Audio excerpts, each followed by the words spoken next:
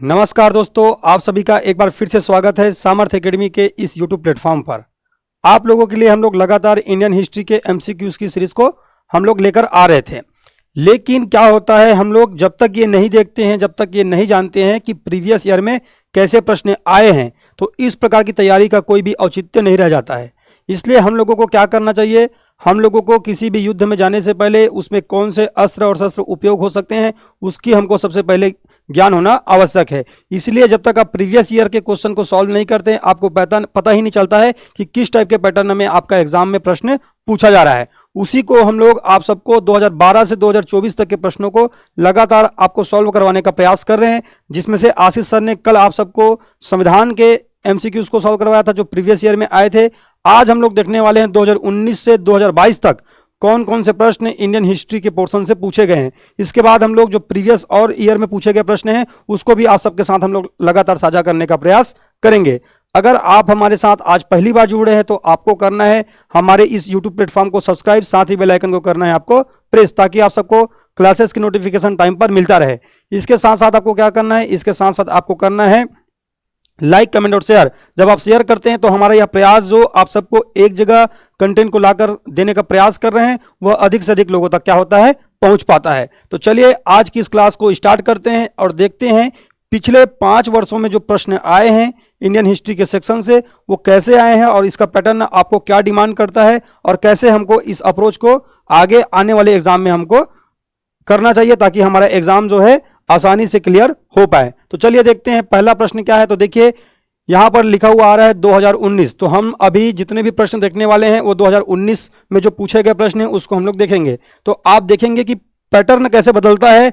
जो आपको ये कह रहे हैं कि आपको केवल वन लाइनर पढ़ना चाहिए, या आपको कोई बोलते हैं ना मार्केट में दोस्त यारों में ये चर्चा होती है कि इस साल का पेपर ऐसे आ जाएगा, तो इस साल का पेपर ऐसे आ जाएगा। तो आपको मैं पहले ही बता दूं, इस सेशन को स्टार्ट करने से पहले आप घर से किसी भी एग्जाम का पैटर्न प्रिडिक्ट नहीं कर सकते हैं। कैसा प्रश्न पूछा जाएगा ये आप घर से नहीं बता सकते हैं। आपको सिर्फ पढ़ाई करना है और बेसिक्स टू एडवांस आपको पढ़ना ही पड़ेगा, क्योंकि आप राज्य लोक सेवा आयोग के प्रीलिम्स में अपीयर होने वाले हैं।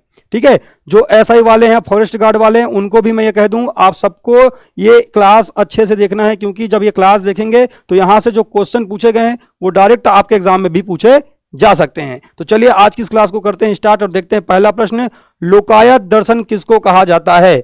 हमने जब दर्शन वाला चैप्टर कवर किया था एमसीक्यूज के माध्यम से, मैंने ये प्रश्न आपको कवर करवाया था और बताया था कि भारतीय दर्शन को जब हम पढ़ते हैं तब हम देखते हैं 3 नास्तिक दर्शन के बारे में, जिनमें से हम 3 नास्तिक दर्शन किसको किसको देखते हैं, हम लोग देखते हैं जी जैन, बौद्ध और चार्वाक दर्शन को। और नास्तिक दर्शन किसको कहा जाता है, नास्तिक दर्शन कहा जाता है ऐसे दर्शन जो वेदों की प्रामाणिकता को स्वीकार नहीं करते हैं। बात को अच्छे से सुनना है, जो वेदों की प्रामाणिकता स्वीकार ना करे उसे कहा जाता है नास्तिक दर्शन। ना कि देवताओं को, ना कि भगवानों को ना माने, ऐसा आप नहीं समझेंगे। ठीक है, आपको याद रखना है जो वेदों की प्रामाणिकता स्वीकार ना करे उसको कहा जाएगा नास्तिक दर्शन। और इसमें सम्मिलित हैं जैन, बौद्ध और चार्वाक। और इसी चार्वाक दर्शन को आप लोग जानते हैं, कहते हैं लोकायत दर्शन। आपको याद रखना है, इसको लोकायत दर्शन कहते हैं, अच्छे से याद रखेंगे। इसके गुरु के रूप में आपने किसको पढ़ा था, आपने पढ़ा था बृहस्पति को। इसके है ना, बृहस्पति को आपने देखा था। और बृहस्पति को आपने चार्वाक दर्शन के गुरु के रूप में देखा था। और आपको पता होगा चार्वाक दर्शन भारतीय दर्शन का एक ऐसा दर्शन है जो किसके ऊपर विश्वास करता है, प्रत्यक्ष के ऊपर विश्वास करता है। और इसका कहना क्या था, इसका कहना था यावत जीवम सुखम जीवेत ऋणम कृत्वम घृतम पिबेत, है ना। आपको याद रखना है जब तक आप जिंदा हैं तब तक आप मौज मस्ती से आनंद से जी लीजिए। और आपको क्या करना है, और अगर आपको जरूरत पड़े घी पीने के लिए तो आप उसके लिए उधारी ले सकते हैं, कर्जा ले सकते हैं। बस आपको मौज से जिंदगी जीना चाहिए, ऐसा मानना किसका है, ऐसा मानना है चार्वाक दर्शन का। इसके साथ साथ आप जो देख पा रहे होंगे बौद्ध, जैन और चार्वाक ये तीनों ही नास्तिक दर्शन है, आपको याद रखना है नास्तिक दर्शन। तो दर्शन वाले सेक्शन से प्रश्न बहुत पूछे जाते हैं। इसको हमने हिस्ट्री के एमसीक्यूज वाले चैप्टर में कवर करवाया है। इसका लिंक आपको आज डिस्क्रिप्शन में मिल जाएगा, आप वहां से जाकर के पूरा क्या कर सकते हैं, पूरा ये दर्शन आप कवर कर सकते हैं। आगे देखते हैं सांख्य दर्शन। तो आपको पता होगा हमारे यहाँ षट दर्शन में सांख्य दर्शन सबसे प्राचीन दर्शन माना जाता है और इसके बारे में आपको पता होना चाहिए। इसके संस्थापक माने जाते हैं कपिल मुनि जी। ठीक है, कपिल मुनि। और षट दर्शन में षड दर्शन में सबसे प्राचीन दर्शन माना जाता है, सबसे प्राचीन दर्शन माना जाता है सांख्य दर्शन। जैन धर्म की अगर बात करते हैं तो जैन धर्म के संस्थापक के रूप में सबसे पहले तो आदिनाथ या ऋषभदेव को माना जाता है, लेकिन वास्तविक संस्थापक किसको मानते हैं? तो इसमें दो बातें याद रखेंगे। एक बात याद रखेंगे, कौन सा? संस्थापक। संस्थापक किसको मानते हैं? ऋषभदेव को। ठीक है, ऋषभदेव को मानते हैं। साथ ही साथ आपको याद रखना ऋषभदेव का है या ऋषभनाथ का है ना, या आदिनाथ का है, तीनों बातें एक ही हैं। ठीक है, आपको याद रखना है एक ही तीनों बात है। इसके बाद आगे क्या देखेंगे? आगे देखेंगे हम लोग वास्तविक संस्थापक। वास्तविक संस्थापक क्या है? वास्तविक संस्थापक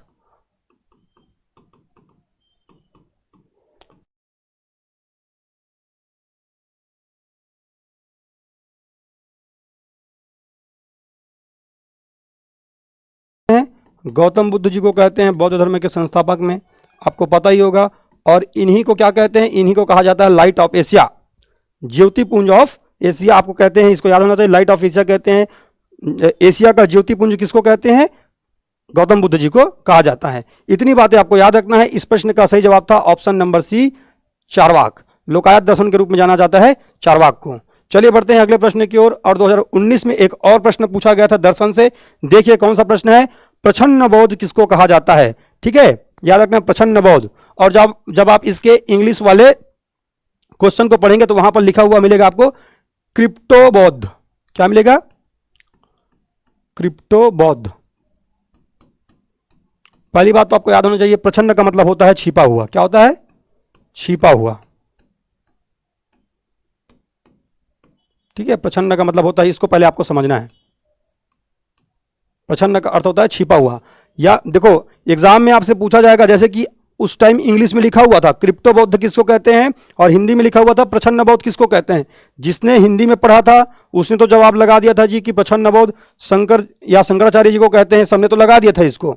लेकिन जो इंग्लिश वाले थे वो लोग क्या करते हैं, इंग्लिश वाले भी हिंदी में पढ़ते हैं जनरली प्रछन्न बौद्ध करके शंकराचार्य जी को या शंकर जी को, लेकिन क्रिप्टो बौद्ध के रूप में बहुत कम लोग पढ़ते हैं। तो आपको आज से याद रखना है, क्रिप्टो बौद्ध भी अगर कहा जाए तो आपको याद रखना है वो कौन है? वो है जी शंकराचार्य जी। आपको याद रखना है इन्होंने अद्वैतवाद का प्रतिपादन किया। क्या कहा इन्होंने? अद्वैतवाद। तो आपको एग्जाम में पूछा जाएगा अद्वैतवाद के जनक कौन है, तब आपको याद रखना है शंकराचार्य जी को अद्वैतवाद के जनक के रूप में जाना जाता है। कपिल मुनि के बारे में मैंने बताया, इन्होंने क्या कहा है? इन्होंने सांख्य दर्शन प्रतिपादित किया है और ये भारतीय दर्शन में सबसे प्राचीन दर्शन है। रामानुजाचार्य जी की अगर बात करेंगे तो इन्होंने विशिष्ट द्वैतवाद, क्या? विशिष्ट द्वैतवाद। विशिष्ट द्वैतवाद का प्रतिपादन किसने किया है? रामानुजाचार्य जी ने किया है, ये आपको याद रखना है। पतंजलि की अगर बात करते हैं तो इन्होंने योग दर्शन के बारे में बताया है, और हमने इन सभी दर्शनों को हमारे एमसीक्यूज की सीरीज में अच्छे से कवर किया हुआ है। अगर आपको पढ़ना है तो आप जाकर के वहां से पढ़ सकते हैं। चलिए बढ़ते हैं अगले प्रश्न की ओर, और इस प्रश्न का सही जवाब क्या है? ऑप्शन नंबर ए आपको अच्छे से याद रखना है। अगला प्रश्न क्या है? नव बौद्धवाद के प्रवर्तक कौन थे? ये अगर आप सबको बौद्ध या आप जो दर्शन वाला जो सिलेबस है वो आप उठा करके देखेंगे ना, जो मेंस का सिलेबस है उसमें जो पहला पेज दिया हुआ है सिलेबस का, आपको सबसे पहले उस सिलेबस को याद करना है, क्योंकि डायरेक्ट प्रश्न वहीं से आपके प्रीलिम्स में बनता है, केवल और केवल सिलेबस से ही। तो आपको सबसे पहले क्या करना है? आपको मेंस का जो सिलेबस दिया हुआ है दर्शन वाला वो उठा के आपको पहले पढ़ना है, आपको समझना है केवल सिलेबस। अभी मेंस की तैयारी आपको नहीं करनी है, ठीक है। तो आपको याद रखना है नव बौद्धवाद के प्रवर्तक कौन है? तो नव बौद्धवाद के प्रवर्तक माने जाते हैं अंबेडकर जी। इस बात को अच्छे से याद रखेंगे, नव बौद्धवाद के प्रवर्तक कौन है? अंबेडकर जी। वहीं अगर कह दिया जाता व्यवहारिक वेदांत, क्या कह दिया जाता? व्यवहारिक वेदांत।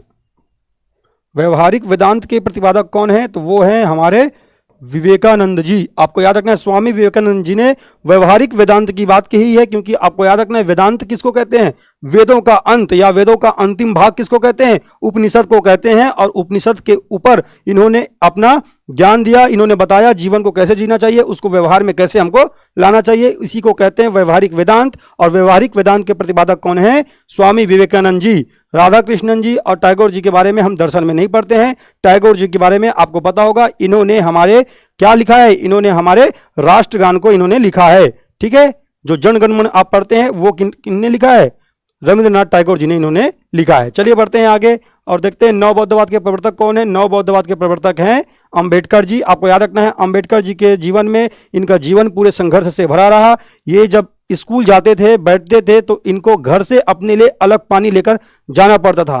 पानी पीने के लिए भी वहां पर नहीं दिया जाता था। जिस दिन ये पानी लेकर नहीं जाते थे उस दिन इनको प्यासा रहकर पढ़ाई करना पड़ता था। जैसे ही ये बड़े हुए इनको पता चला कि ज्ञान के मार्ग से ये जीवन में अपने समाज में परिवर्तन ला सकते हैं। बैरिस्टरी की पढ़ाई करने के लिए ये चले गए थे लंदन। वहां से वापस आने के बाद भी इनके जीवन में भी बहुत संघर्ष देखने को मिला। आप जब देखेंगे ये जब बैरिस्टरी की पढ़ाई करके आ गए थे तो सामान्य जन के लोग, सामान्य वर्ग के लोग इनसे अपना क्या करते थे? इनसे अपना केस नहीं लड़वाते थे। ऐसे ऐसे चीजों को इनको फेस करना पड़ा। इनका जीवन पूरा कठिनाइयों से भरा रहा। तो इन्होंने क्या किया? इन्होंने बौद्ध धर्म की जो चीजें थी उनको थोड़ा सा है ना मॉडर्न वे में प्रस्तुत किया ताकि हमारे जीवन में उसको हम लोग है ना उतार सके। इसी को कहा जाता है नवबौद्धवाद। और इनके प्रवर्तक कौन है? अंबेडकर जी हैं। इसको आपको याद रखना है। चलिए बढ़ते हैं अगले प्रश्न की ओर। अगला प्रश्न क्या है? शंकर के दर्शन को क्या कहा जाता है? मैंने अभी आपको बताया था कुछ देर पहले। शंकर कहे, प्रछन्न बौद्ध कहे, क्रिप्टो बौद्ध कहे, ये सब कौन है? ये सब है शंकराचार्य जी। शंकर जी इन्होंने अद्वैतवाद का प्रतिपादन किया था।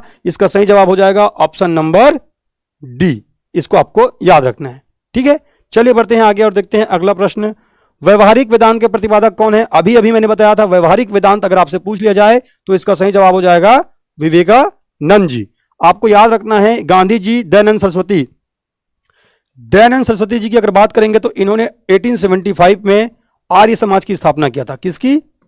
आर्य समाज। और आर्य समाज के बारे में आपको याद रखना है, इन्होंने शुरुआत में 1875 में महाराष्ट्र मुंबई में इन्होंने किया था। कहां? महाराष्ट्र मुंबई में इन्होंने किया था आर्य समाज की स्थापना। एक बात आपको याद रखना है, पहली बात। ठीक है, इसके साथ साथ आपको याद रखना है 1877 में इन्होंने अपना मुख्यालय चेंज किया। और कहां ले गए? लाहौर। तो अगर एग्जाम में पूछ लिया जाए, कह दिया जाए बताइए आर्य समाज का मुख्यालय लाहौर था, तो आपको जवाब देना जी हां, उसका मुख्यालय 1877 में इसका मुख्यालय चेंज हो गया था और लाहौर इसका मुख्यालय था। स्वामी दयानंद सरस्वती जी का मूल नाम भी पूछा जाता है, तो आपको याद रखना है मूल नाम इनका क्या था? मूल नाम था इनका मूल शंकर। क्या नाम था इनका? मूल शंकर इनका मूल नाम था। इस बात को आपको अच्छे से याद रखना है। इसके साथ साथ आपको और क्या याद रखना है? इसके साथ आपको याद रखना है मूल शंकर इनका मूल नाम था। और इन्होंने वेदों की ओर लौटो का नारा दिया। वेदों की ओर लौटो का नारा दिया इन्होंने। तो ये सभी प्रश्न बनते हैं किससे?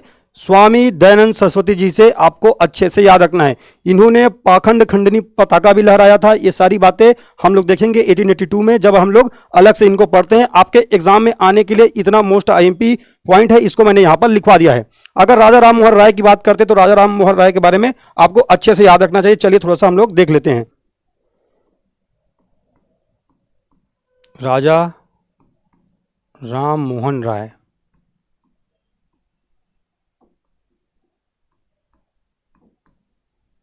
ठीक है, इस बात को आपको अच्छे से याद रखना है। एग्जाम में आपसे इनके बारे में प्रश्न पूछा जाएगा, क्योंकि इनको क्या कहा जाता है? इनको कहा जाता है भारतीय पुनर्जागरण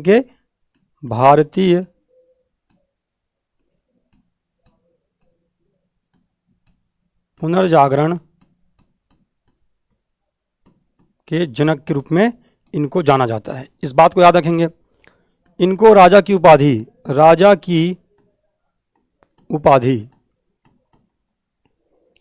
उपाधि किसने दिया था? तो आपको याद रखना, राजा की उपाधि इनको किसने दिया था जी? इनको दिया था राजा की उपाधि मुगल बादशाह अकबर द्वितीय ने। ये अकबर द्वितीय कौन है? तो आप जब उत्तर मुगलकालीन शासकों को पढ़ते हैं मुगल काल में, तो आप देखते हैं एक और शासक आएगा जिसको कहते हैं अकबर द्वितीय, और इसी अकबर द्वितीय ने राजा की उपाधि दिया था, और राजा की उपाधि दे करके अपने पेंशन संबंधी समस्याओं को दूर करने के लिए इनको ब्रिटेन भेजा था, इंग्लैंड ब्रिटेन भेजा था। वहीं पर कहाँ, वहीं ब्रिटेन में इनका देहांत हो गया था। इस बात को आपको याद रखना है। राजा राम मोहन राय की उपाधि क्या है?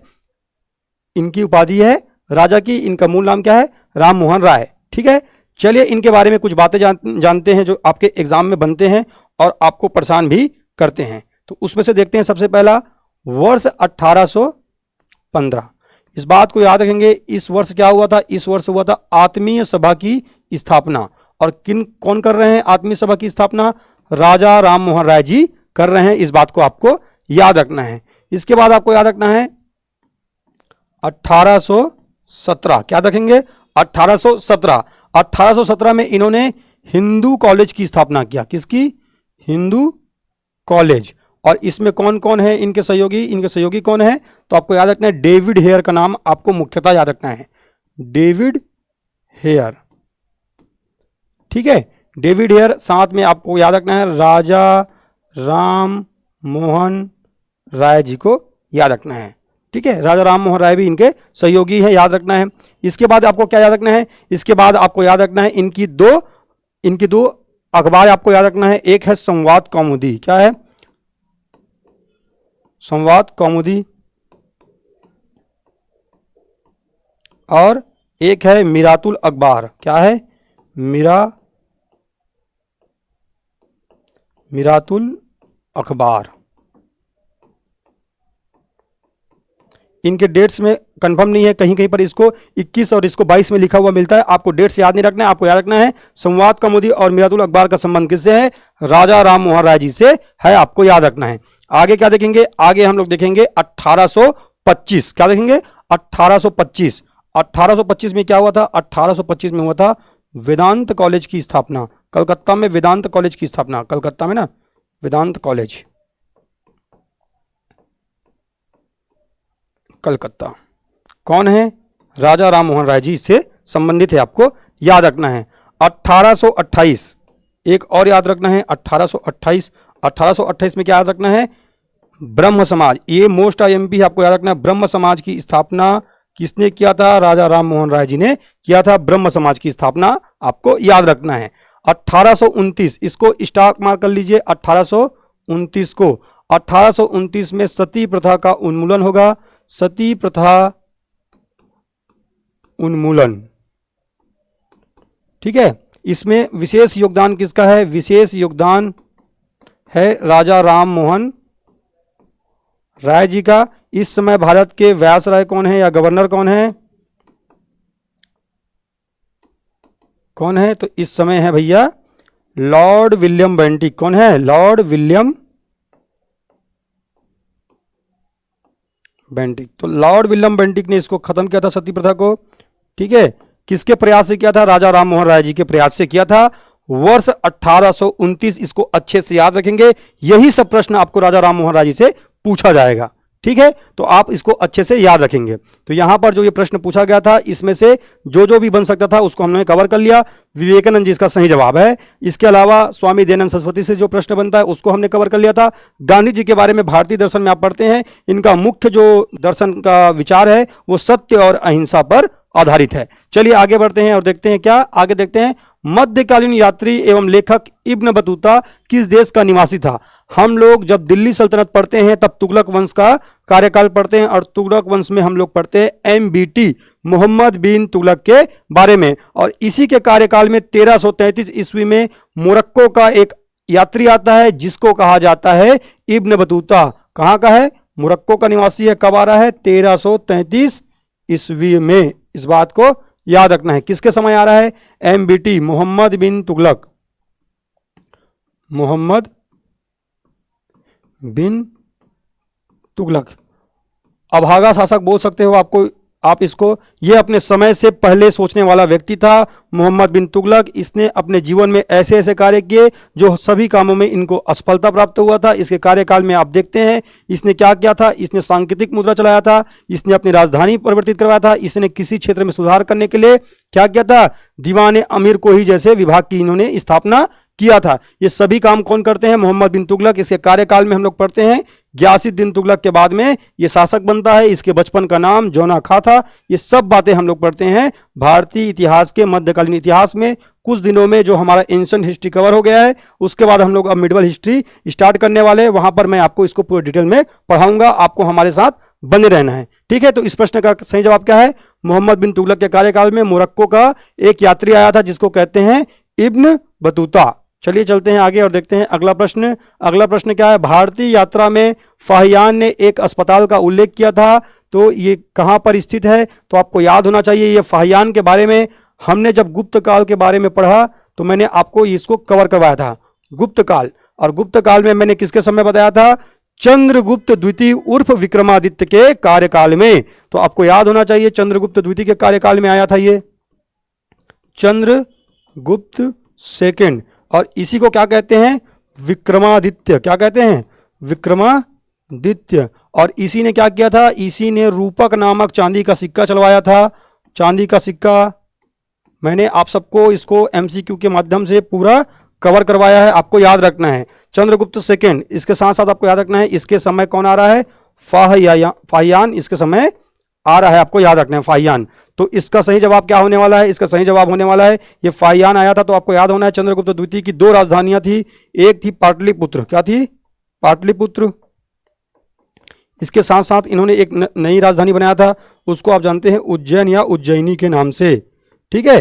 तो आप सबको पता होना चाहिए इस पाटलिपुत्र में एक अस्पताल था, इसका उल्लेख किसने किया है? फाहियान ने किया है। इसलिए इस प्रश्न का सही जवाब हो जाएगा पाटलिपुत्र। ऐसे प्रश्न आसान नहीं होते हैं, आप जब डीप में पढ़ते हैं तब आपसे यह प्रश्न बनता है, क्योंकि ये भले ही वन लाइनर दिख रहा होगा पर आपको साधारण किताबों में यह प्रश्न आपको नहीं देखने को मिलेगा, ठीक है। चलिए बढ़ते हैं आगे और देखते हैं 2019 में और कौन से प्रश्न आए थे। 2019 में एक प्रश्न और आया था, प्रथम तेलुगु कवि श्रीनाथ किसके दरबार में थे? चलिए देखिए जी, प्रथम तेलुगु कवि श्रीनाथ, ठीक है। इस श्रीनाथ के बारे में आपको याद रखना है, ये श्रीनाथ जो था देवराय प्रथम के दरबार में आपको सबसे पहले देखने को मिलेगा। और इन्होंने ही हरिविलास नामक किताब की रचना किया है। किसकी रचना? हरिविलास। इस बात को आपको याद रखना है, एग्जाम में आपसे पूछा जाएगा हरिविलास किताब के रचनाकार कौन है, तब आपको याद रखना है हरिविलास किताब या पुस्तक किसने लिखा है? तो लिखा है भैया, आपको याद रखना है देवराय प्रथम के दरबार में रहने वाले श्रीनाथ। लेकिन आगे चल करके ये श्रीनाथ किसके दरबार में भी रहता है? ये रहता है देवराय द्वितीय के दरबार में। तो ये दोनों के दरबार को विभूषित करता है, दोनों के दरबार में रहता है। यही कारण था कि यह प्रश्न जो था विलोपित हो गया था, विलोपित। तो विलोपित होने का कारण क्या है आपको याद रखना है, क्योंकि ये दोनों के दरबार में था। इसने क्या लिखा था? हरिविलास नामक पुस्तक की इसने रचना किया था। देवराय प्रथम, देवराय द्वितीय, ये सब कौन है? तो आपको हम पढ़ाएंगे जी विजयनगर साम्राज्य। क्या पढ़ाएंगे? विजयनगर साम्राज्य। विजयनगर साम्राज्य, जब हम विजयनगर साम्राज्य पढ़ेंगे, जब तुगलक वंश का शासन चल रहा होगा उत्तर भारत में, तब दक्षिण भारत में आप सबको याद रखना है कृष्णा की सहायक तुंग और भद्रा नदी के तट पर एक साम्राज्य का विकास होता है, एक साम्राज्य की स्थापना होता है, जिसकी स्थापना कौन करेगा? हरिहर एवं बुक्का नामक दो भाई अपने गुरु माधव विद्यारण्य के प्रयास से करेंगे। और इस साम्राज्य को जीत का शहर कहा जाता है। विजयनगर का अर्थ होता है जीत का शहर। इसकी स्थापना ये दोनों भाई करने वाले हैं। कौन करते हैं? संस्थापक कौन है इसके?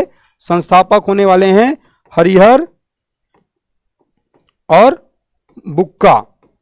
आपको याद रखना है हरिहर और बुक्का ये दोनों भाई मिलकर करेंगे इस साम्राज्य की स्थापना। इसमें 4 डायनेस्टी के बारे में पढ़ते हैं विजयनगर साम्राज्य में, जिसका ट्रिक हम लोग याद रखते हैं। ट्रिक मैं आपको बताऊंगा बाद में, ट्रिक याद रखेंगे। सा सु तु आ, ठीक है। तो इसमें सा का अर्थ देखते हैं हम लोग क्या होता है। सा का अर्थ होता है संगम वंश, सु का होता है सुलु वंश, ठीक है। तु का अर्थ होता है तुलु वंश और आ का होता है अरविडु या आरविडु वंश, ठीक है।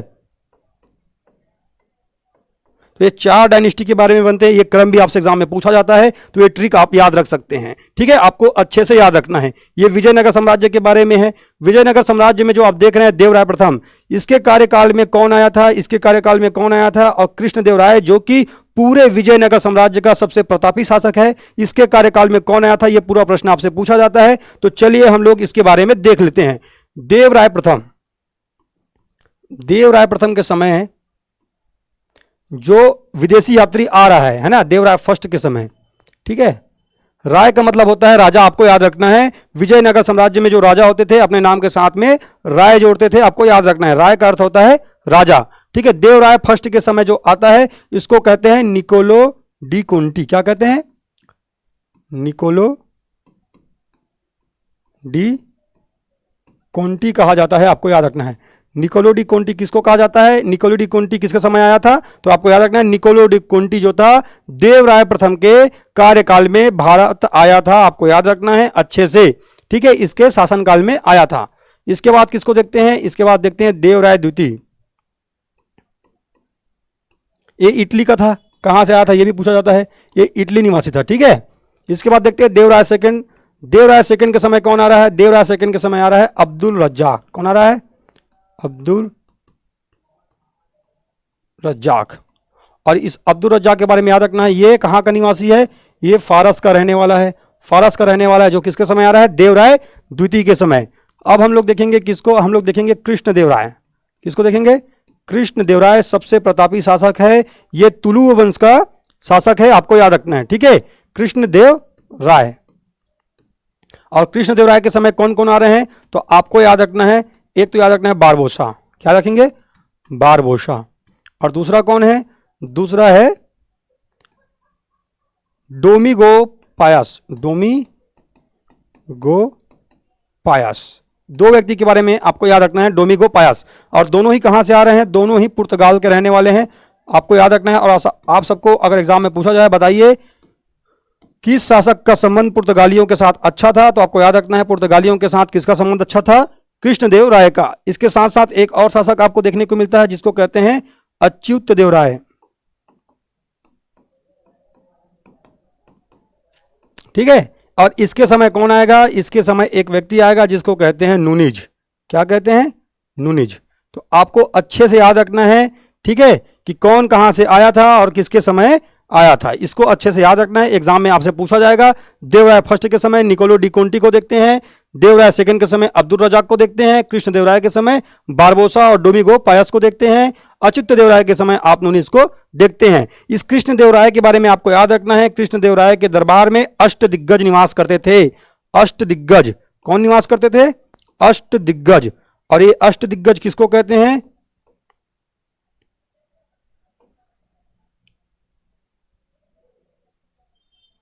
ठीक है, अष्टदिग्गज निवास करते थे और ये तेलुगु से संबंधित होते थे, ठीक है, तेलुगु से संबंधित होते थे, आपको याद रखना है।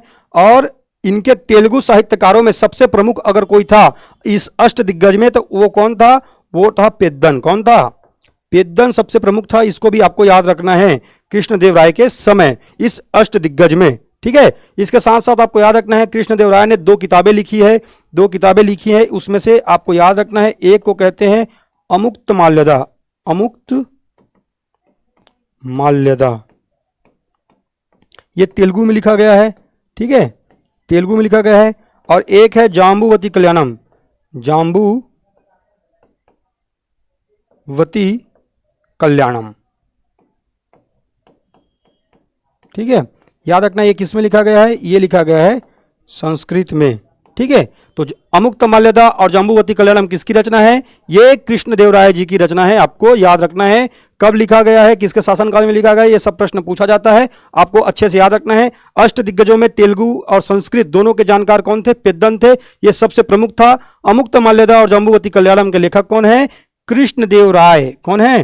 कृष्णदेवराय। और इसी कृष्णदेवराय का उल्लेख बाबर ने अपने बाबरनामा में लिखा है, जिसको उसने चगताई तुर्की भाषा में लिखा गया है, आत्मकथा है वो, उसमें कृष्णदेवराय का उन्होंने उल्लेख किया है कि दक्षिण भारत में सबसे प्रतापी शासक कौन था उसके समकालीन? कृष्णदेवराय। चलिए आगे बढ़ते हैं और देखते हैं अगला प्रश्न क्या है। अगला प्रश्न है निम्न में से किसने असहयोग आंदोलन विरोधी सभा की स्थापना की? चलिए देखते हैं क्या है असहयोग आंदोलन विरोधी सभा की स्थापना। शुरुआत में इसका आंसर जमुना दास ठाकुर को लिया गया था, बाद में इसको विलोपित कर दिया गया था, आपको याद रखना है, विलोपित कर दिया गया था, ठीक है, अच्छे से आपको याद रखना है। शुरुआत में इसका आंसर ये लिया गया था, बाद में इसको विलोपित कर दिया गया था।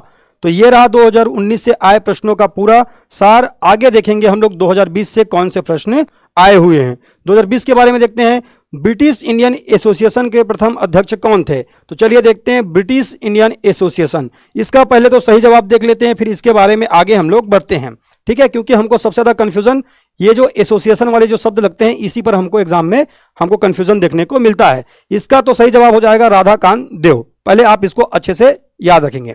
अब इसकी पूरी कहानी को जान लेते हैं कि कैसे ये बना ब्रिटिश इंडियन एसोसिएशन। इसकी पहली कहानी अगर आप जाने तो इससे पहले आपको जानना चाहिए बंगाल में एक संस्थान बन रही है, एक एसोसिएशन बन रहा है जिसको कहते हैं लैंड होल्डर्स सोसाइटी। इसी को आप कहते हैं जमींदारी संघ।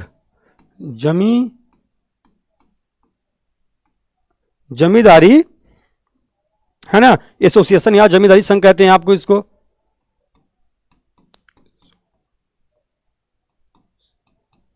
ठीक है, जमींदारी एसोसिएशन। ये कब बन रहा है? ये बन रहा है 1838 में। और इसके संस्थापक कौन है? संस्थापक है भाई द्वारकानाथ टैगोर। कौन है? द्वारकानाथ टैगोर। आपको अच्छे से याद रखना है, देवेंद्रनाथ टैगोर नहीं करना है, मैं बार बार बता रहा हूं। इसके संस्थापक हैं द्वारिकानाथ टैगोर। देवेंद्रनाथ टैगोर का संबंध इससे नहीं है। हम लोग देवेंद्रनाथ टैगोर को ब्रह्म समाज में बाद में देखते हैं। राजा राम मोहन राय की मृत्यु के बाद 1833 में जब उनकी मृत्यु हो जाएगी तब ब्रह्म समाज के बारे में जब पढ़ते हैं तब वहां पर उनकी भूमिका को देखते हैं। यहां पर उनका कोई काम नहीं है। यहां पर जो व्यक्ति हैं उनका नाम है द्वारकानाथ टैगोर। अच्छे से याद रखेंगे, ठीक है। चलिए आगे बढ़ते हैं और देखते हैं। यह था लैंड होल्डर सोसाइटी, इसको जमींदारी एसोसिएशन के नाम से जानते हैं। इसको बंगाल में गठित किया गया था, कलकत्ता में गठित किया गया था। और ये क्या काम करता है? जमींदारों के हितों की रक्षा करने के लिए इसको बनाया गया था। फिर एक संस्थान बनेगा, उस संस्थान का क्या नाम है तो देखते हैं। क्या है उसका नाम? Bengal British India Association. क्या है उसका नाम? बंगाल ब्रिटिश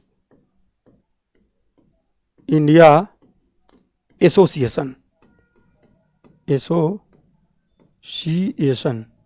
और ये कब बन रहा है? ये बन रहा है जैसे कि 38 में बना था ना, ये बन रहा है 1843 के आसपास। कब बन रहा है? 1843। और इसके संस्थापक किसको माना जा रहा है? इसके संस्थापक माने जा रहे हैं जॉर्ज, है ना। किसको माना जा रहा है? जॉर्ज थॉमसन को। किसको माना जा रहा है? जॉर्ज थॉमसन को। याद रखना है कौन है? George Thompson. और ये जो दोनों संस्थान हैं ये अपने उद्देश्यों की पूर्ति नहीं कर पाएंगे, ये दोनों असफल हो जाएंगे। तब इन दोनों को मिला करके वर्ष, कब जी? इन दोनों को मिला करके वर्ष 1853 में। कब? 1853 में बनाया जाएगा। क्या? 1851 में ना, 1851 में बनाया जाएगा। क्या? 1851 में बनाया जाएगा। अब ब्रिटिश इंडिया एसोसिएशन क्या बनाया जाएगा? British India association. इस बात को आपको याद रखना है, ठीक है। ब्रिटिश इंडिया एसोसिएशन की स्थापना कौन कर रहे हैं? तो इसके संस्थापक हैं राधाकांत देव। कौन है? राधाकांत देव। इस बात को आपको याद रखना है। इसीलिए कहा जाता है ब्रिटिश इंडिया एसोसिएशन के अध्यक्ष कौन है? राधाकांत देव। इस बात को आपको अच्छे से याद रखना है। लेकिन इन सब प्रश्नों के बाद भी एक और प्रश्न आपके एग्जाम के लिए बन जाता है। वो क्या है? वो है इंडियन एसोसिएशन। क्योंकि देखो लैंड होल्डर सोसाइटी ये तो एक अलग नाम समझ में आता है, इससे तो ये बन जाता है। यहां से कंफ्यूजन स्टार्ट होता है। एक है Bengal British India Association 1843 George Thompson, लेकिन 1851 में इस दोनों को मिला करके क्या बनाया जा रहा है? British India association. ये दोनों को संयुक्त रूप से मिला करके जो बनाया गया है वो है ब्रिटिश इंडिया एसोसिएशन। लेकिन इसके अलावा एग्जाम में आपको और क्या पूछा जाता है? आपको पूछा जाता है इंडियन एसोसिएशन। क्या पूछा जाता है? Indian association. Indian association.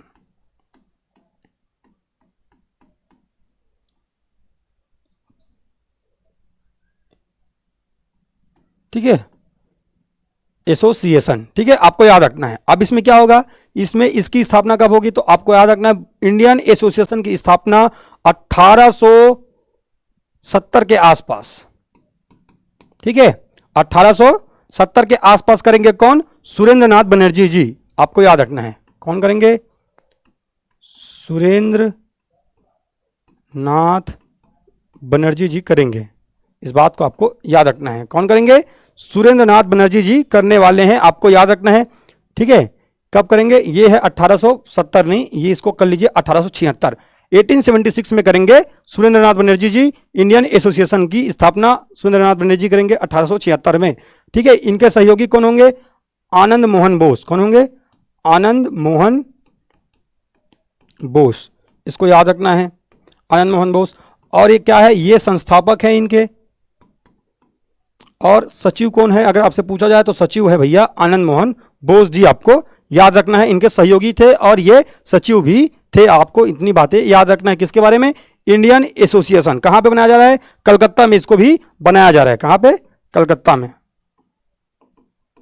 इस बात को आपको याद रखना है। ईयर क्या है? 1876, क्योंकि इससे पहले एक इंडियन लीग नामक संस्था बनी थी। क्या बनी थी? Indian league. इसको भी याद यहीं पे रख लीजिए, इंडियन लीग। Indian league. और इंडियन लीग की अगर आप बात करते हैं तो इंडियन लीग कब बना था? तो यह बना था 1875 में। और इसके संस्थापक कौन हैं? इनके संस्थापक हैं शिशिर कुमार घोष। कौन है? शिशिर कुमार घोष। और इनकी एक पत्रिका है जिसको एग्जाम में पूछा जाता है, जिसको कहते हैं आप अमृत बाजार पत्रिका। क्या कहते हैं? अमृत बाजार पत्रिका। कौन उसके संपादक कौन है? शिशिर कुमार घोष। मैं पत्र पत्रिका वाले सेक्शन में उसको आपको लिखवाने वाला हूं। कलकत्ता में इंडियन एसोसिएशन की स्थापना कौन कर रहे हैं? सुरेंद्र नाथ बनर्जी। और इन्हीं को आप गुरु की उपाधि के से आप लोग क्या करते हैं? विभूषित करते हैं सुरेंद्र नाथ बनर्जी जी को। इस बात को आपको याद रखना है। चलिए आगे बढ़े, क्या आगे बढ़ते हैं। इससे पहले आपको बता दें, ये जो सभी प्रश्न मैं आपको यहां पर बता रहा हूं, ये सब प्रश्न आपको एग्जाम में बनता है। इसका और डिटेल कर सकता हूं, क्योंकि 1800 आप आगे जब बढ़ेंगे तो आप देखेंगे 1885 और 1883। 1883 में कलकत्ता में ही है ना, कहां पर? कलकत्ता के अल्बर्ट हॉल में किया जाएगा एक सम्मेलन, जिसकी अध्यक्षता आनंद मोहन बोस करेंगे पहली बार। 1883 में पहली बार इस संस्थान का बैठक होगा। कहां? अल्बर्ट हॉल में, कलकत्ता के, आनंद मोहन बोस की अध्यक्षता में। बाद में 1885 में जब होगा, उसकी अध्यक्षता कौन करते हैं सेकेंड बार में? सुरेंद्र नाथ बनर्जी। ये पूरा डिटेल हम लोग पढ़ते हैं। और ये वो संस्थान है जिसने वर्नाकुलर प्रेस एक्ट, इसके साथ साथ जो हमारे यहाँ सिविल एग्जाम्स में जो रिफॉर्म होते हैं उसके लिए इन्होंने काम किया था। इससे पहले जो लैंड होल्डर सोसाइटी थे और जो बंगाल ब्रिटिश इंडिया एसोसिएशन थे, ये सब ने जो काम कर रहे थे जमींदार वर्गों के लिए, जो अभिजात वर्गों के लिए काम कर रहे थे, इन्होंने मध्यम वर्ग के लिए कार्य करने का प्रारंभ किया था। इस बात को भी आपको याद रखना है, एग्जाम में सभी चीजें इससे पूछी जाती हैं। चलिए आगे बढ़ते हैं और देखते हैं अगला प्रश्न क्या है। तो देखिए, पहले जो ये जो अंतिम प्रश्न आप देखे थे, इस प्रश्न का सही जवाब राधाकांत देव था। इसके अलावा कौन कौन थे? आनंद मोहन बोस, सुरेंद्र नाथ बनर्जी, ये कौन है? इसके बारे में अभी हम लोगों ने देख लिया। ठीक है, तो ये पूरी बातें आपको यहाँ पर जो नोट्स के फॉर्म में, पीडीएफ के फॉर्म में हमारे टेलीग्राम चैनल में मिल जाएगा। आपको टेलीग्राम को भी ज्वाइन करना है। ठीक है, चलिए आगे बढ़ते हैं और देखते हैं भारतीय राष्ट्रीय कांग्रेस का त्रिपुरी सम्मेलन कब आयोजित हुआ था। तो आप देखेंगे भारतीय राष्ट्रीय कांग्रेस का त्रिपुरी सम्मेलन अगर आप बात करते हैं तो ये सबसे पहली बात तो ये प्रश्न जो था उस समय विलोपित हुआ था। पहले मैं आपको बता दूं कारण क्या था, मैं आपको बताता हूं। 1939 में मध्य प्रदेश के जबलपुर को उस समय क्या कहा जाता था? त्रिपुरी कहा जाता था। आपको याद रखना है, त्रिपुरी कहां है? ये एमपी में है।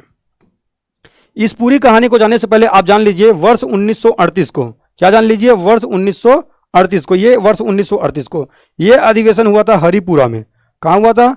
हरिपुरा में। और इसकी अध्यक्षता किसने किया था? अध्यक्षता किया था भैया, आपको याद रखना है, इसकी अध्यक्षता किसने किया था? सुभाष चंद्र बोस जी ने। किसने किया था? सुभाष चंद्र बोस जी ने इनकी अध्यक्षता किया था, आपको याद रखना है। ठीक है, ये था हरिपुरा अधिवेशन। इसके जस्ट अगले साल दिसंबर के माह में 1939 में त्रिपुरी में अधिवेशन हो रहा है। इसमें क्या हुआ? पट्टाभी सीतारमैया। दो बातें याद रखेंगे। कौन? पट्टाभी सीतारमैया। और दूसरे कौन है? दूसरे व्यक्ति हैं भैया, आपको याद रखना है। दूसरे व्यक्ति कौन है? दूसरे व्यक्ति हैं सुभाष चंद्र बोस जी। इन दोनों को अध्यक्ष बनाने के लिए वोट होगा। ठीक है, इसमें क्या होगा? इसमें पट्टाभी सीतारमैया पराजित हो जाएंगे और जीतेंगे कौन? सुभाष चंद्र बोस जी। लेकिन होता क्या है? होता यह है कि गांधी जी ने किसको सपोर्ट किया था? पट्टाभी सीतारमैया को। किसको सपोर्ट किया था? पट्टाभी सीतारमैया को गांधी जी ने सपोर्ट किया था। और जब ये हार जाएंगे तो गांधी जी कहेंगे सीतारमैया अर्थात पट्टाभी सीतारमैया की हार मेरी हार है। ठीक है, पट्टाभी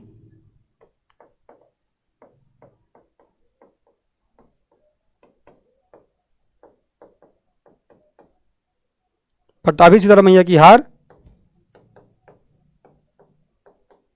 मेरी हार है। ये कहा जाएगा कहां पर, ये कहा जाएगा है ना त्रिपुरी अधिवेशन में। इस बात को आपको अच्छे से याद रखना है। ठीक है, इस बात को एकदम क्लियर कट याद रखेंगे।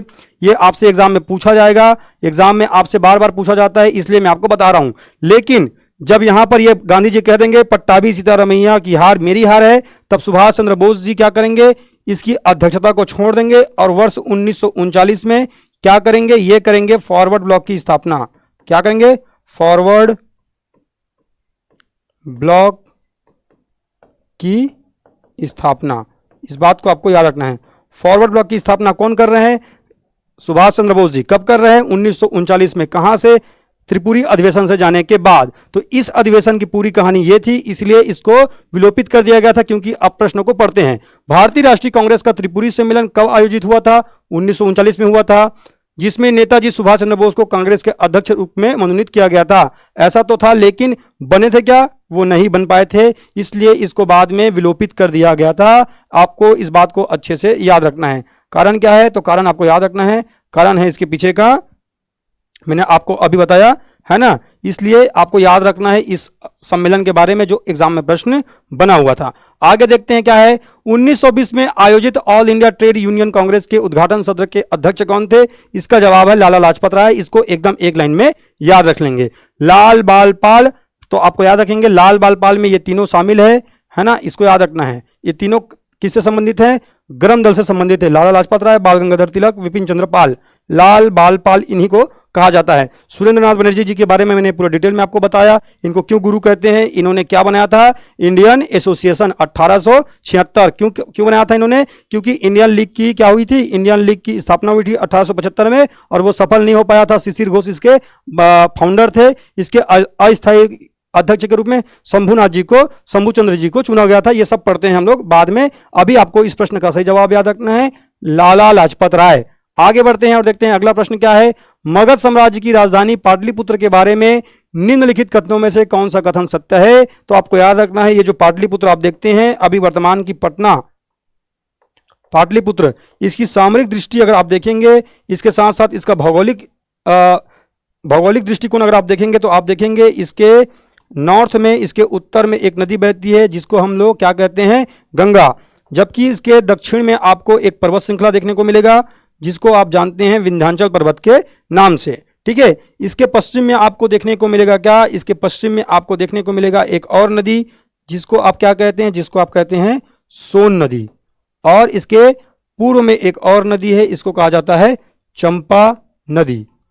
ठीक है, इस प्रकार से इसको देखने के बाद इस प्रश्न को आप सॉल्व कर पाएंगे। देखते हैं, चलिए। पाटलिपुत्र पूरब में गंगा नदी एवं उत्तर में चंपा नदी से घिरा हुआ है, ये तो पूरा गलत है। पाटलिपुत्र उत्तर में गंगा नदी एवं पश्चिम में सोन नदी से घिरा हुआ है। देखते हैं, उत्तर में गंगा नदी, ठीक है, ये तो गंगा नदी है उत्तर में, पश्चिम में सोन नदी। अभी तो ये वाला फुलफिल हो पा रहा है, तो चलिए इसको अभी रोक के रखते हैं।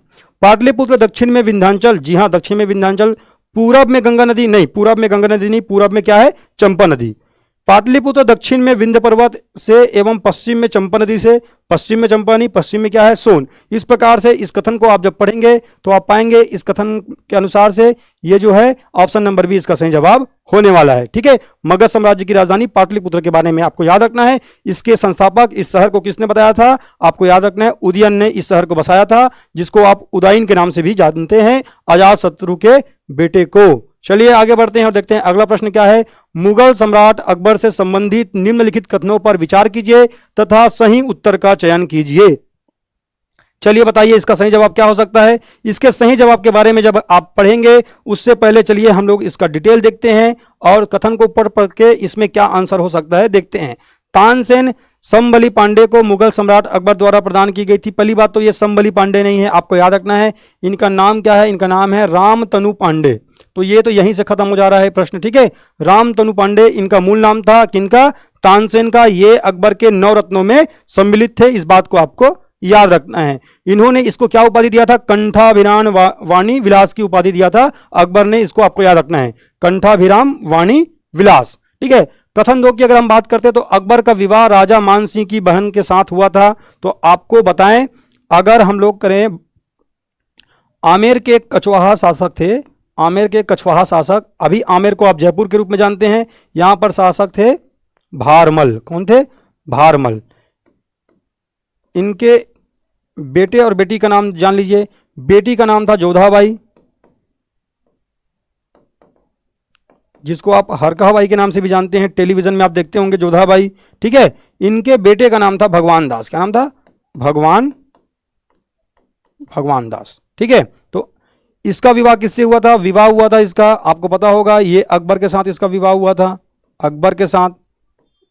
ठीक है। अगर ये दोनों भाई बहन हैं और ये भारमल की है ना, बेटे बेटी मतलब बेटियां, ये बेटी और ये बेटा है, तो आप यहां पर देखेंगे इस प्रश्न में क्या कहा जा रहा है? अकबर का विवाह राजा मान सिंह की बहन के साथ हुआ था। राजा मान सिंह की बहन है क्या ये किसकी बहन है? भगवान दास की बहन है। भगवान दास के बेटे का नाम था और बेटी का क्या नाम था, इसको भी आपको याद रखना है। बेटे का नाम था मान सिंह। क्या नाम था? मान सिंह। जबकि इसकी बेटी का नाम था मानबाई। क्या नाम था? मानबाई। और इसी मानबाई का विवाह किससे हुआ है? यह हुआ था जहांगीर के साथ। जहांगीर के साथ हुआ था। इस प्रकार से आप क्या जानते हैं? इस प्रकार से आप जानते हैं कि मानबाई का पति कौन है? जहांगीर है। तो इसमें अगर पूछा जाता ना, ये कथन कहा जाता कि ये जो विवाह हुआ था यहां पर लिखा होता जहांगीर, तो ये सही हो जाता कथन, लेकिन अकबर लिखा है इसलिए क्या हो जाएगा? ये हो जाएगा गलत। तो आपको याद रखना है, मान सिंह जो है किसका साला है? जहांगीर का साला है, ना कि अकबर का। अकबर का साला कौन है? भगवान दास। इस बात को आपको याद रखना है। अबुल फजल ऐने अकबरी की लेखक थे, आपको अच्छे से याद रखना है। अबुल फजल ही कौन है? इसने लिखा था ऐने अकबरी, और इसी ऐने अकबरी का भाग है अकबरनामा, आपको याद रखना है। ठीक है। चलिए आगे बढ़ते हैं, देखते हैं अगला कथन क्या है। राजा टोडरमल अकबर की सेना का प्रधान सेनापति था। ऐसा नहीं है, इसकी सेना का प्रधान सेनापति कौन था? मानसिंह। और मानसिंह, टोडरमल, अबुल फजल और तानसेन, ये चारों व्यक्ति इनके नवरत्नों में से सम्मिलित व्यक्ति हैं, आपको ये भी याद रखना है। इसके अलावा मुल्ला दो प्याजा, हकीम हुकाम और आपको फैजी जैसे लोग भी इनके नवरत्नों में आपको देखने को मिलेंगे। ठीक है। आपको अच्छे से याद रखना है। ठीक है। इस प्रश्न में क्या पूछा गया है? इस प्रश्न में सही उत्तर चुनना है हमको। तो सही उत्तर क्या हो सकता है? केवल कथन 3 जो सही है, बाकी सब क्या है? बाकी सब जी रॉन्ग आंसर है, आपको याद रखना है। क्योंकि पहला कथन हमने देखा था, ये भी गलत हो गया था, ये भी गलत हो गया था, ये बस सही था, और ये भी सही है क्योंकि यहां पर क्या होना चाहिए था? टोडरमल की जगह ये भारमल होना चाहिए था। टोडरमल का संबंध इनके राजस्व व्यवस्था से आपको याद रखना है। ये टोडरमल पहले शेर शाह सूरी के दरबार में भी था। मैं हिस्ट्री में आपको अच्छे से इसको कवर करके बताने वाला हूं। ठीक है। चलिए बढ़ते हैं अगले प्रश्न की ओर। अगला प्रश्न क्या है? उदयगिरी और खंडगिरी। देखिए अब हम आ पहुंचे हैं 2021 के प्रश्नों की ओर। ठीक है। अब हमारे पास केवल 2 साल के प्रश्न हम देखेंगे, इसके बाद हम लोग अगले क्लास में इसको और कवर करेंगे। 2021 में क्या प्रश्न है? उदयगिरी और खंडगिरी की गुफा। तो सबसे पहले आपको याद रखना है, ये उदयगिरी और खंडगिरी कहां है? ये आपको याद रखना है उड़ीसा में है जी, उड़ीसा में है, इसको आपको पहले याद रखना है। ठीक है। चलिए बढ़ते हैं आगे। क्या पूछा गया? कौन सा सही है? सही कथन की हमको चुनाव करना है। इसमें प्राकृतिक और कृत्रिम दोनों तरह की गुफाएं पाई जाती है। जी हां, आपको याद रखना है, उदयगिरी और खंडगिरी की गुफाओं में प्राकृतिक और कृत्रिम दोनों प्रकार की गुफाएं आपको देखने को मिलती है। इस बात को आपको याद रखना है। पहला कथन जो है सही है। अगला क्या है? उदयगिरी में 18 तथा खंडगिरी में 15 गुफाएं। तो आपको संख्याओं से प्रश्न पूछा गया, ये टफ प्रश्न है, जनरली हम इसको नहीं पढ़ते हैं और मैक्सिमम लोग इसको बनाकर भी नहीं आए हैं। ऐसे प्रश्नों में आपको हताश होने की, निराश होने की आवश्यकता नहीं है। कुछ प्रश्न एग्जाम में छोड़ने वाले होते हैं, ये वही प्रश्न है, आपको याद रखना है। तो उदयगिरी एवं खंडगिरी में कितनी कितनी गुफाएं हैं? तो आपको आज से नोट कर लेना है, 18 और 15, ये भी सही है। खंडगिरी की गुफाएं हाथी गुफा शिलालेख के लिए प्रसिद्ध है, ऐसा नहीं है, आपको याद रखना है। उदयगिरी की गुफा जो है क्या है जी? हाथी गुफा शिलालेख के लिए प्रसिद्ध है। इस प्रकार से हमको सही कथन का चुनाव करना था, और तीसरा कथन हमारा जो है रॉन्ग हो जा रहा है ना, क्योंकि यहां पर क्या आना चाहिए था? उदयगिरी आना चाहिए था। ठीक है। इस प्रकार से हमारा सही जवाब क्या हो जाएगा? क्या सही है? केवल 1 और 2 जो है सही है। ठीक है। इस प्रश्न को आप अच्छे से याद रखेंगे। तो आप लोग देख पा रहे होंगे, कुछ प्रश्न एकदम इजी पूछे जाते हैं, कुछ प्रश्न आपको टफ भी पूछे जाते हैं। इसलिए आपको क्या करना है? आपको बेसिक्स टू एडवांस पूरा पढ़ना पड़ेगा। ठीक है। चलिए बढ़ते हैं आगे और देखते हैं क्या है। विशुद्धि मग के रचयिता कौन है? मैंने आपको पुस्तकों वाले चैप्टर में एमसीक्यूज के माध्यम से जहां पर सॉल्व करवाया है वहां पर मैंने इसको आपको करवाया है, इसीलिए मैं कह रहा हूं जो हमने एमसीक्यू सॉल्व करवा रहे हैं आपको वो पूरा एग्जाम के पॉइंट ऑफ व्यू से आपको सॉल्व करवा रहे हैं, आपको अच्छे से पढ़ते हुए चलना है, ठीक है। क्योंकि एग्जाम के समय पीवाईक्यूज, एमसीक्यूज ये सब लगाना सबसे ज्यादा इंपॉर्टेंट होता है, आपको याद रखना है। विशुद्धि मग के रचयिता कौन है? तो इसका सही जवाब हो जाएगा बुद्धघोष। एक लाइन का जवाब है, ऐसे ही टिक लगाकर आप आएंगे और आपके 2 नंबर पक्के हो जाएंगे। चलिए बढ़ते हैं आगे और देखते हैं अगला क्या है। निम्न कथनों को पढ़कर सही विकल्प चुने। कथन 1907 में कांग्रेस वार्षिक अधिवेशन की अध्यक्षता रासबिहारी घोष ने। 1907 का कांग्रेस का अधिवेशन कहां हुआ था? पहले तो आप यही जान लीजिए। 1907 का कांग्रेस का अधिवेशन हो रहा है सूरत में, ठीक है। सूरत अधिवेशन याद रखेंगे। इसकी अध्यक्षता करते हैं कौन? रासबिहारी घोष। कौन करते हैं? रासबिहारी घोष। यहां पर शब्दों को अच्छे से देखेंगे, घोष और बोस में कंफ्यूजन नहीं होना है। बोस का नाम, रासबिहारी बोस का नाम आप बाद में देखेंगे भारतीय इतिहास में ही आगे। कहां पर? आगे आप देखने वाले हैं जब आप पढ़ते हैं इंडियन नेशनल, है ना, आर्मी के बारे में जब आप पढ़ते हैं, सुभाष चंद्र बोस के समय आप जब देखते हैं, मोहन सिंह के समय जब देखते हैं, तब आप पढ़ते हैं रासबिहारी बोस के बारे में। इसके साथ साथ आपको याद रखना है ये कौन है? रासबिहारी घोष जी हैं, इसको आपको याद रखना है, ठीक है। घोष जी हैं, आपको याद रखना है। सूरत का अधिवेशन है 1907 में हो रहा है। इसमें क्या होगा? इसमें इंडियन नेशनल कांग्रेस, भारतीय राष्ट्रीय कांग्रेस में विभाजन हो जाएगा, फूट पड़ जाएगा। नरम दल और गरम दल का 2 भागों में विभाजन हो जाएगा, जो कि वर्ष 1916 में जाएगा। कहां? लखनऊ अधिवेशन में। और इस अधिवेशन की अध्यक्षता करेंगे अंबिका चरण मजूमदार जी। वहां पर गरम दल और नरम दल का क्या होगा? एक साथ फिर से विलय होगा। तो आपको देखते हैं इसमें क्या कहा जा रहा है। अगला कथन, पहला कथन तो ठीक है, इस अधिवेशन में कांग्रेस 2 गुट में, चरमपंथी और नरमपंथी में विभाजित हो गए थे। जी हां, बिल्कुल ठीक है ये कथन। तो आगे सॉरी, ये सेकंड कथन ना। पहला कथन क्या है? 1907 में कांग्रेस वार्षिक अधिवेशन की अध्यक्षता रासबिहारी घोष ने किया था। जी हां, ये भी सही है। 1916 में वार्षिक अधिवेशन, 1916 तो ठीक है, वार्षिक अधिवेशन कांग्रेस के 2 गुट, चरमपंथी और नरमपंथी का विलय हो गया। इस अधिवेशन की अध्यक्षता एसपी सिन्हा नहीं, मैंने अभी बताया कौन है? अंबिका चरण मजूमदार। अंबिका चरण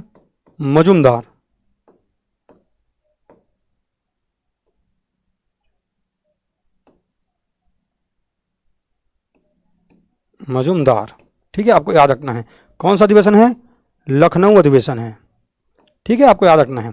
यहां पर होगा फिर से विलय। इस प्रकार से केवल 1 और 2 सही है। हमको क्या करना है? सही विकल्प की चुनाव करना है। ऐसा ऑप्शन हमको कहां दिख रहा है? कथन 1 और 2 सही है, किंतु कथन 3 जो है गलत है। इस प्रकार से हमारा सही जवाब क्या हो जाएगा? इस प्रकार से हमारा सही जवाब होने वाला है ऑप्शन नंबर सी, ठीक है।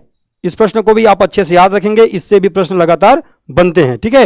भारतीय राष्ट्रीय कांग्रेस की अगर बात करें, थोड़ा सा मैं अगर आपको बता दूं बोल करके, तो आपको याद रखना है 1885 में, 1885 में आपको याद रखना है कब? 1885 में इंडियन नेशनल कांग्रेस की स्थापना होता है। कहां होता है? मुंबई के ग्वालियर टैंक के पास, गोकुलदास तेजपाल संस्कृत महाविद्यालय के पास। 28 दिसंबर 1885 को इसका पहला अधिवेशन होगा। ऑलेन एक्टिवियन ह्यूम, A.O. ह्यूम के प्रेरणा स्रोत से क्या हुआ था? इसका स्थापना हुआ था। आपको याद रखना है कहां पे हुआ था? मुंबई के ग्वालियर टैंक के पास। कौन सा है? गोकुलदास तेजपाल संस्कृत महाविद्यालय या कॉलेज। इसको आपको याद रखना है। इसके बारे में मैं डिटेल में आपको एमसीक्यूज में कवर करवा दूंगा, आपको चिंता नहीं करना। यहां पर जो प्रश्न आए हैं उसको आपको देखना है। चलिए बढ़ते हैं आगे और अगला प्रश्न क्या है? निम्न कथनों को पढ़कर सही विकल्प चुनें। तो पहला क्या कहा जा रहा है? ये थोड़ा सा टफ प्रश्न था, आपको बता दें। ऐसे प्रश्नों के पीछे आपको नहीं भागना है, क्योंकि ऐसे प्रश्नों को अगर आप सॉल्व करेंगे तो आप हिस्ट्री में पीएचडी करने के बारे में सोच रहे हैं, आपको हिस्ट्री पीएचडी करना नहीं है, आपको हिस्ट्री क्या करना है? क्वालिफाई करना है एग्जाम को। तो इतना डिटेल में पढ़ने की आवश्यकता आपको प्रीलिम्स में नहीं है, आपको बता दे रहे हैं। ऐसे प्रश्न आपको एग्जाम में मिले तो आपको उसको छोड़ करके आगे बढ़ना है, क्योंकि ये आपको सिर्फ गलत और गलत ही करवा सकते हैं। क्या कहा जा रहा है? गंजाम विद्रोह 1800 से 1805 ईस्वी में हुआ था। ठीक है, हुआ था भाई 1800 से 1805 में। गंजाम विद्रोह का नेतृत्व धनंजय ने किया था। धनंजय ने नहीं किया था, किसने किया था? श्रीकर भंज ने किया था। किसने किया था? श्रीकर भंज ने किया था। श्रीकर भंज ने किया था। गुमसूर का विद्रोह का नेतृत्व किसने किया था? श्रीकर भंज ने नहीं, श्रीकर भंज ने नहीं किया था, इसको किया था धनंजय ने। ठीक है, याद रखना है। इसका बेटा कौन था? धनंजय। श्रीकर भंज का बेटा कौन था? ये पिताजी है और एक कौन है? बेटे हैं। आपको याद रखना है। श्रीकर भंज का बेटा था धनंजय। धनंजय श्रीकर भंज के पिता थे? नहीं, धनंजय जो थे श्रीकर भंज के बेटे थे, पिता नहीं थे। कौन थे? बेटा था, आपको याद रखना है। इस प्रकार से आप देख पा रहे होंगे ये तीनों कथन क्या है? तीनों कथन गलत है और हमको सही कथन का चुनाव करना था। इस प्रकार से इस प्रश्न का सही जवाब है ऑप्शन नंबर डी, केवल एक सही है। लेकिन मैं फिर भी आपको कहना चाहूंगा इस प्रश्न को आप यहां पर नोट कर लीजिए, फिर कभी आए तो आपसे बन जाना चाहिए अगर आ जाए तो, लेकिन ऐसे प्रश्नों के पीछे आपको भागने की आवश्यकता नहीं है। ठीक है, चलिए आगे बढ़ते हैं और देखते हैं अगला प्रश्न क्या है। अगस्त 1932 में ब्रिटिश प्रधानमंत्री ने दलितों के प्रतिनिधित्व संबंधित योजना की घोषणा की। इसे कम्युनल अवार्ड के नाम से जाना जाता है। गांधी जी ने इस योजना के विरोध में किस जेल में आमरण अनशन का आरंभ किया था? तो चलिए बताइए क्या है इसका सही जवाब। आप जब इसको सॉल्व करेंगे, आप जब इसको पढ़ेंगे तब आप पाएंगे अगस्त 1932 में ब्रिटिश प्रधानमंत्री कौन थे? Ramsay MacDonald. कौन थे? रैमजे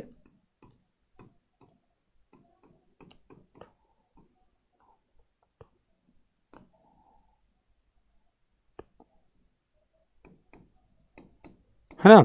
और इन्होंने क्या किया था? इन्होंने किया था कम्युनल अवार्ड, जिसको आप हिंदी में क्या कहते हैं? सांप्रदायिक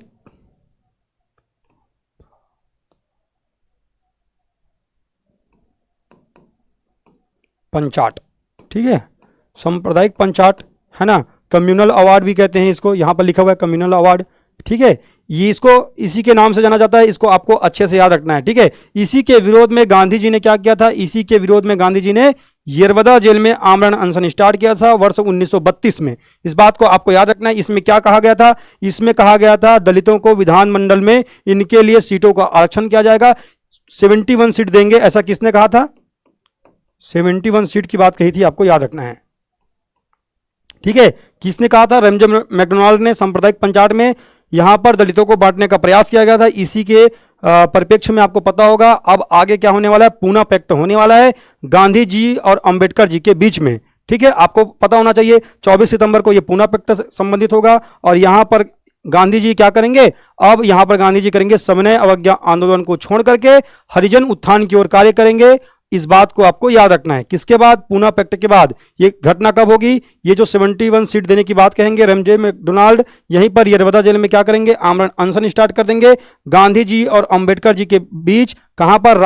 है ना, राजेंद्र प्रसाद, है ना, पुरुषोत्तम दास टंडन, मदन मोहन मालवीय के प्रयास से जो एक सम्मेलन आयोजित होता है यरवदा जेल में गांधी जी और अंबेडकर जी के बीच में, वहां पर यह निर्णय किया जाता है कि अब अंबेडकर जी का जो मांग था 71 सीट को बढ़ा करके 148 किया जाएगा। ये सारी बातें हम लोग पढ़ते हैं पूना पैक्ट में। और गांधी जी यहीं से सविनय अवज्ञा को छोड़ करके दलितों के उत्थान के लिए कार्य करना आप प्रारंभ करेंगे। ठीक है, इसको आपको याद रखना है। तो इस प्रश्न का सही जवाब क्या है? यरवदा जेल। आगे देखेंगे, निम्न का सही मिलान करें। Alfonso de Albuquerque, Nino de Cunha या नुनो डी कुन्हा? ये आपको याद रखना है, नीनो डी कुन्हा है। ठीक है, Pedro Alvarez Cabral, Francisco de Almeida. आप सबको अच्छे से पता होना चाहिए, जब हम लोग भारतीय इतिहास पढ़ते हैं तो विदेशियों के आगमन को जब हम पढ़ते हैं तो हम जानते हैं कि भारत में आने वाले पहले यूरोपीय कौन थे? पहले यूरोपीय थे पुर्तगाली, है ना, यही बात हम जानते हैं ना। ये बात को आपको अच्छे से याद रखना है। हमारे यहाँ आने वाले पहले यूरोपीय कौन थे? हमारे यहाँ आने वाले पहले यूरोपीय थे, है ना, इसको याद रखना है। ठीक है, इस स्थान को कहा जाता है बार्थोल। इस स्थान को क्या कहा जाता है? इस स्थान को कहा जाता है Cape of Good Hope. Good Hope Hindi में कहते हैं उत्तमाशा अंतरीफ। ठीक है, उत्तमाशा अंतरिक्ष कहा जाता है। यहीं पर पहले बार कौन आएगा? बार्थोलोम्यो डियाज आएगा और वो केप ऑफ गुड होप का खोज करेगा और वापस चले जाएगा कहां? पुर्तगाल। पुर्तगाल की राजधानी क्या है? आपको कमेंट बॉक्स में कमेंट करके बताना है। वहां पर वापस चले जाएगा कौन? बार्थोलोम्यो डियाज। उसी के बाद 1498 में वास्को डी गामा आएगा। केप ऑफ गुड होप की खोज हो चुकी है, यहीं से वो आगे आएगा। यहीं पर गुजरात का एक नाविक मिलेगा उसको, जिसका नाम होगा अब्दुल मजीद। क्या नाम होगा? अब्दुल मजीद। उसकी सहायता से वो केरल के तट पर, मालाबार तट पर आएगा। इसकी स्वागत करेगा कौन? जमुरीन। कौन करेगा? जमुरीन या समूरीन, जो आपको देखने को मिलने वाला है आगे, अभी हम लोग देखेंगे। ठीक है, तो देखिए जमुरीन इसका स्वागत करेगा। कौन?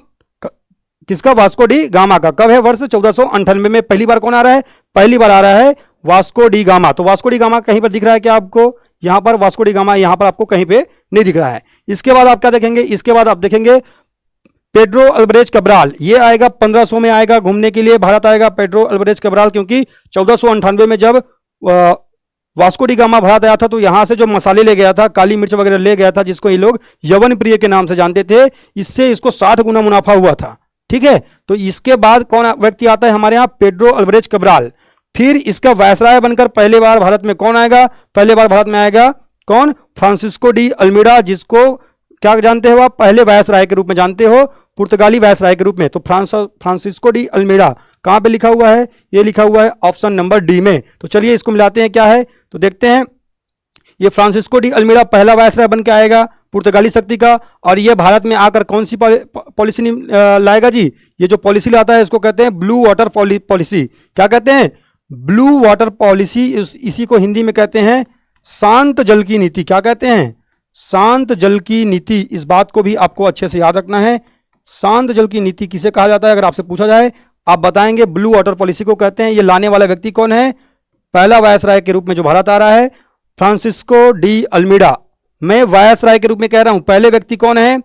Vasco D gamma. फिर कौन आएगा भारत में? कौन आता है इसके बाद में? इसके बाद आता है जी 1500 में कौन आता है? इसके बाद आता है पेड्रो अल्वारेज कैब्राल। 1500 में भारत आगमन होता है इसका। उसके बाद आपको याद रखना है अल्फांसो डी अल्बुकर्क। इसको आपको एकदम अच्छे से याद रखना है। क्या करेगा? ये 1510 में आएगा, और इसी को पुर्तगाली शक्ति का भारत में वास्तविक संस्थापक कहा जाता है। एग्जाम में पूछा जाएगा वास्तविक संस्थापक पुर्तगाली शक्ति का।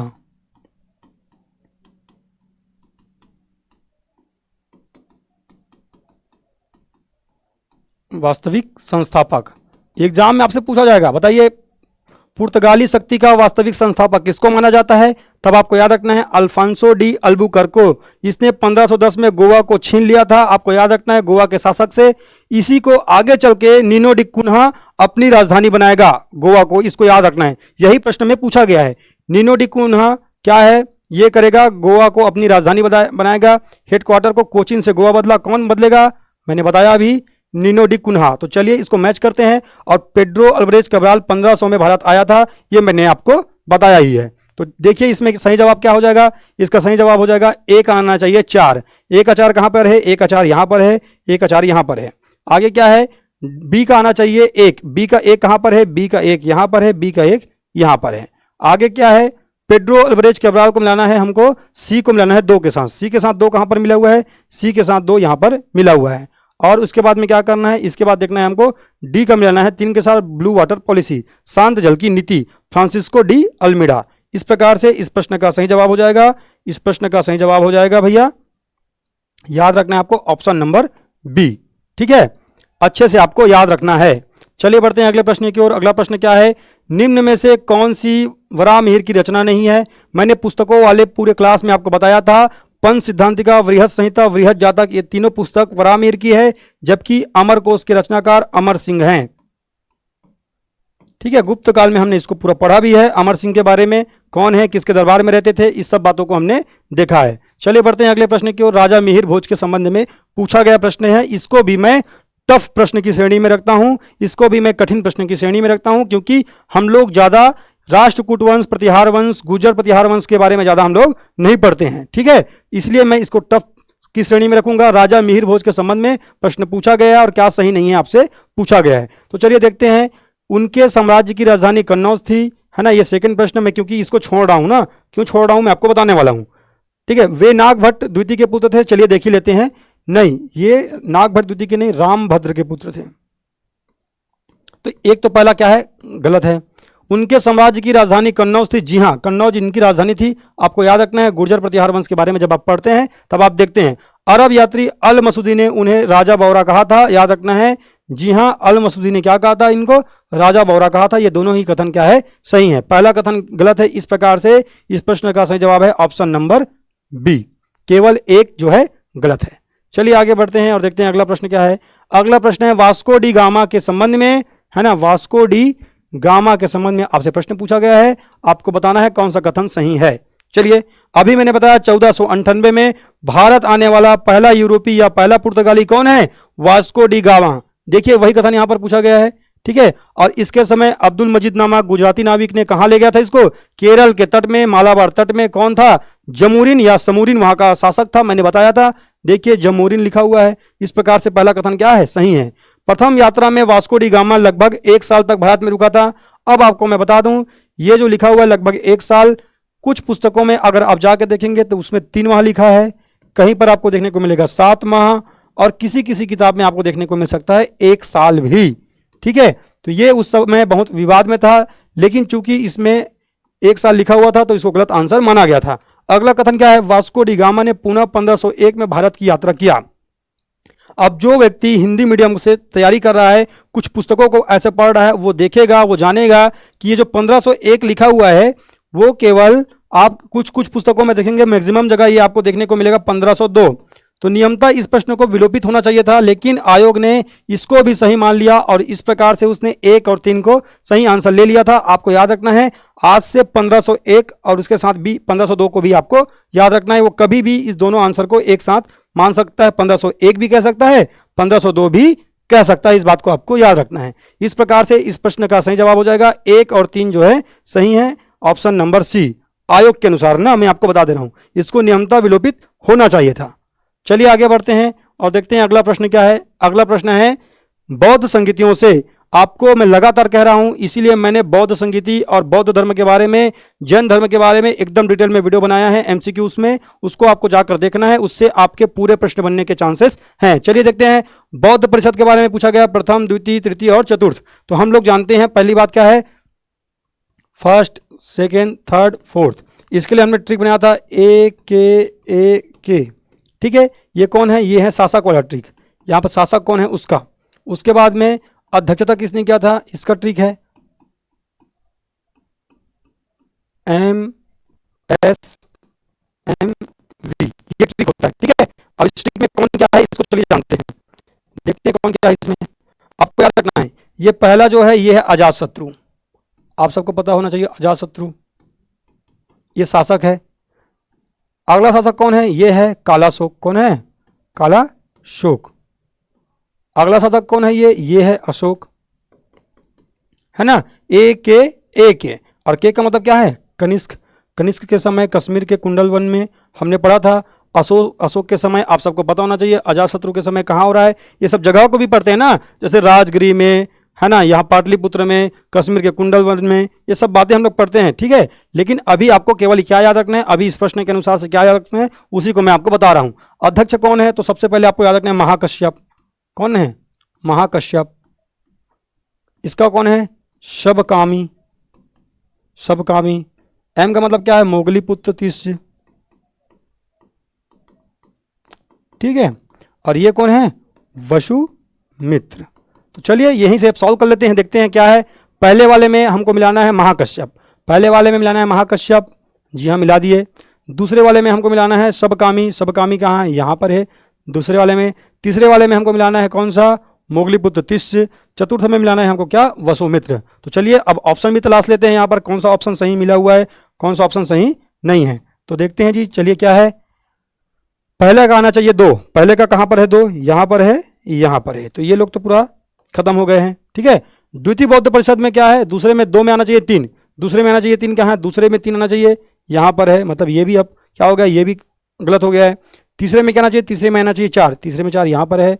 चौथे में आना चाहिए 1, चौथे में 1 यहाँ पर है। इस प्रकार से इस प्रश्न का सही जवाब है ऑप्शन नंबर डी। इसको आपको याद रखना है, इस ट्रिक को आपको याद रखना है, इससे आपके एग्जाम में प्रश्न बन जाएंगे। इस, है ना, ए के MSMV, ठीक है, इसको आपको याद रखना है। चलिए आगे बढ़ते हैं और देखते हैं अगला प्रश्न। वर्धमान महावीर, महावीर स्वामी के बारे में पूछा गया प्रश्न है, आपको याद रखना है। महावीर स्वामी को वास्तविक संस्थापक कहा जाता है, जबकि ऋषभनाथ को या ऋषभदेव को क्या कहते हैं? इसके संस्थापक के रूप में जाना जाता है जैन धर्म में। इसको आपको याद रखना है। ये 24वें तीर्थंकर थे महावीर स्वामी जी, ठीक है। क्या सही नहीं हमको बचाना है। उन्हें 24वां और अंतिम तीर्थंकर माना जाता है। जी हाँ, उनको 24वां और अंतिम तीर्थंकर माना जाता है, ये हम जानते हैं। उनकी माता लिच्छवी के राजा चेटक की बहन थी। बिल्कुल जी हाँ, उनकी माता लिच्छवी के राजा चेटक की बहन थी। उन्होंने अपने जीवन काल में विवाह नहीं किया, ऐसा है क्या? ऐसा नहीं है। इन्होंने विवाह किया था यशोदा से, जो कि कुंडन्य गोत्र गोत्र की थी। आपको ये पता होगा। इन्हीं दोनों का की बेटी का क्या नाम था? अनुजा प्रियदर्शनी। हम पढ़ते हैं ना। और जमाली इसका है ना दामाद था, ये भी पढ़ते हैं। तो ये तो यहीं से गलत हो जा रहा है, आपको याद रखना है। गलत कथन है, हमने पहचान कर लिया। इनकी मृत्यु पावापुरी में हुई थी, ये भी आपको पता होगा। इस प्रकार से इस प्रश्न का सही जवाब है, क्योंकि सही नहीं है। कौन सा सही नहीं है? ऑप्शन नंबर सी जो है सही नहीं है। आगे बढ़ते हैं और देखते हैं निम्न का सही मिलान करें। ये आपसे पूछा गया है। सही मिलान करेंगे तो हम देखेंगे सही मिलान क्या है। तो आप इसको जब बनाएंगे तो ये आपके पहले चैप्टर से पूछा गया प्रश्न है। ये अगर आप पहला चैप्टर नहीं पढ़ते हैं, पूरा पाषाण काल वाला चैप्टर, तब आपसे ये नहीं बनेगा। बहुत आसान प्रश्न है। चलिए देखते हैं क्या है। पूरा पाषाण काल, मध्य पाषाण काल। तो सबसे पहले हमको कहाँ जाना चाहिए? हमको जाना चाहिए मध्य पाषाण काल को, हमको पहले देखना चाहिए। मध्य पाषाण काल को हमको मैच कर देना चाहिए। बी का मिला देते हैं एक। बी का एक कहां पर है? अगर आप मिला पा रहे हैं तो आप देख पा रहे हैं बी का एक केवल यहीं पर आपको देखने को मिल रहा है। इसी से आप सॉल्व कर पा सकते थे, क्योंकि ये पूरा जो था है ना फिर गलत दिया हुआ था। ठीक है, एक को मैच करते और आपका सही जवाब निकल सकता था। बी का आएगा एक और एक आएगा 4। ठीक है, पूरा पाषाणकालीन स्थल कौन है? सोहन घाटी या सोन नदी घाटी। जबकि मध्य पाषाणकालीन स्थल में भीमबेटका को मर्ज करेंगे। नव पाषाण काल में आपको मर्ज करना है किसको? बुर्जहोम को। ठीक है, तो सी में क्या आ जाएगा? सी में आ जाएगा 2 और डी में आ जाएगा फिर बनास नदी ताम्र पाषाण काल।